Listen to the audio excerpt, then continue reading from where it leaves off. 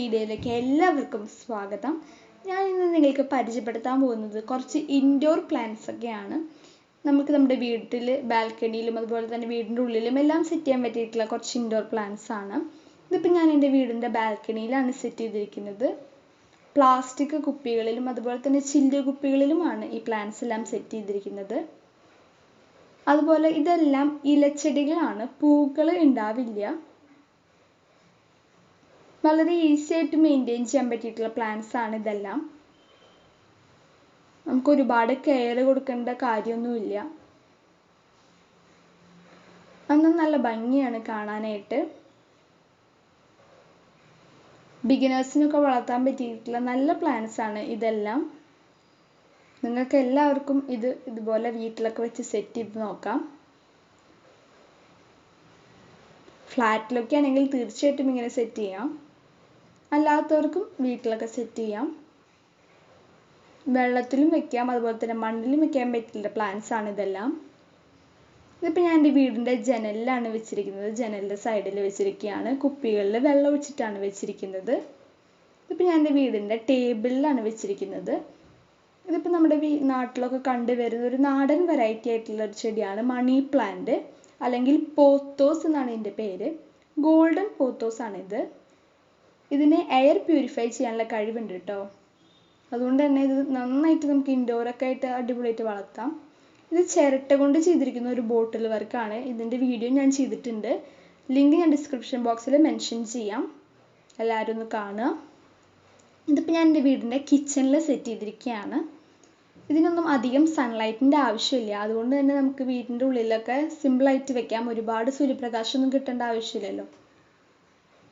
വെള്ളം ഒഴിച്ചിട്ടാണ് ഞാൻ വെച്ചിരിക്കുന്നത് ഒരു ചില്ല് കുപ്പിയിൽ. വെള്ളമൊന്നും അങ്ങനെ പെട്ടെന്ന് ഇറങ്ങി പോവില്ല. അതുകൊണ്ട് തന്നെ നമ്മൾക്ക് ഇടയ്ക്കിടയ്ക്ക് വെള്ളം ഒഴിച്ച് കൊടുക്കേണ്ട ആവശ്യമില്ല.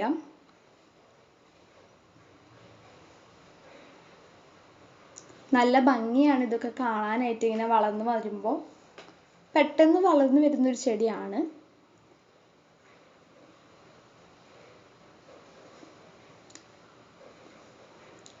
ഇതിൻ്റെ ഇലകളൊക്കെ സോഫ്റ്റ് ആണ്. ഒരു വാക്സ് കോട്ടിംഗ് ഉള്ള കാരണം ഇതിൻ്റെ ഇലകളൊക്കെ നല്ല സോഫ്റ്റ് ആണ്.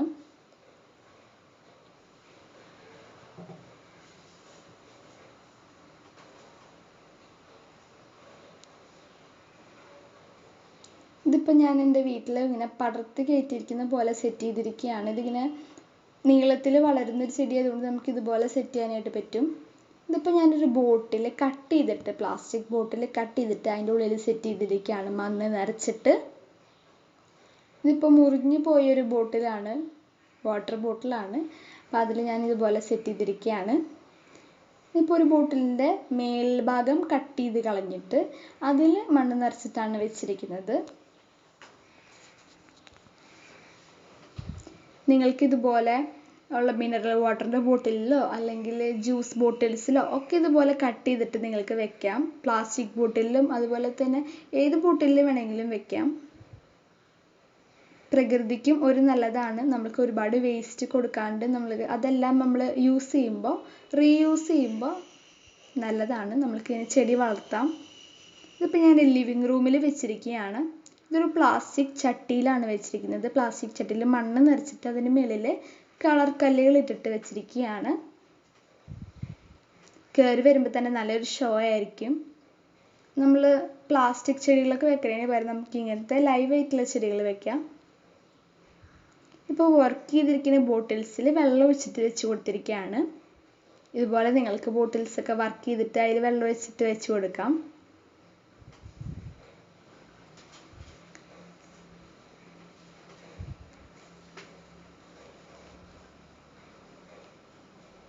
ഇത് മണി പ്ലാന്റിൻ്റെ വേറൊരു വെറൈറ്റിയാണ്, പോത്തോസ് എൻജോയ്. ഇത് ഒരു പ്ലാസ്റ്റിക് പോലെ തോന്നിക്കുന്ന ഒരു ടൈപ്പ് ചെടിയാണ്, പക്ഷേ ലൈവാണ്. അങ്ങനെ ഒരുപാട് വെള്ളമൊന്നും ഒഴിച്ചു കൊടുക്കേണ്ട ആവശ്യമില്ല.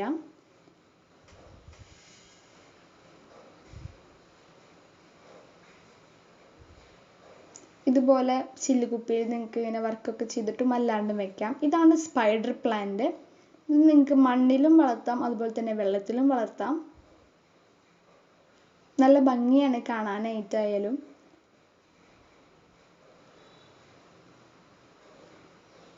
ഈസി ഗ്രോയിങ് ആയിട്ടുള്ള പ്ലാന്റ് ആണ് ഇതും.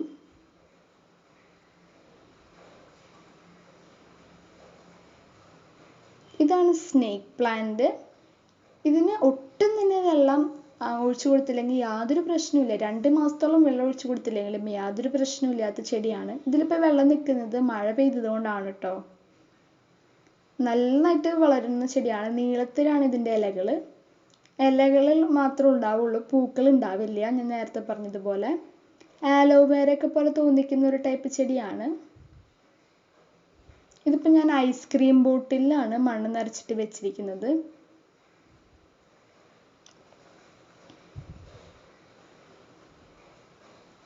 ഇത് വേറൊരു വെറൈറ്റി ആയിട്ടുള്ള ചെടിയാണ്. ഇതിൽ വേരൊക്കെ വന്ന് തുടങ്ങിയിട്ടുണ്ട്. ഇത് നിങ്ങൾക്ക് വെള്ളത്തിൽ വെക്കാം, അതുപോലെ തന്നെ മണ്ണിലും വെക്കാം. നല്ല ഭംഗിയാണ് കാണാനായിട്ട്. ഇതാണ് ലക്കി ബാംബു. ഇതിപ്പോൾ ഞാൻ വെള്ളത്തിലാണ് സെറ്റ് ചെയ്തിരിക്കുന്നത്. ഈ ചെടി പിടി പൊട്ടിപ്പോയ ഒരു പ്ലാസ്റ്റിക് ജാറിൽ വെള്ളം ഒഴിച്ചിട്ടാണ് വെച്ചിരിക്കുന്നത്. വേരുകളൊക്കെ നന്നായിട്ട് വളർന്നിട്ടുണ്ട്. ഇതാണ് ഫിലോഡെൻഡ്രോൺ ഫാമിലിപ്പെട്ട ചെടി.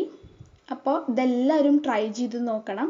സബ്സ്ക്രൈബ് ചെയ്യണം, ലൈക്ക് ചെയ്യണം, ഷെയർ ചെയ്യണം. Thank you.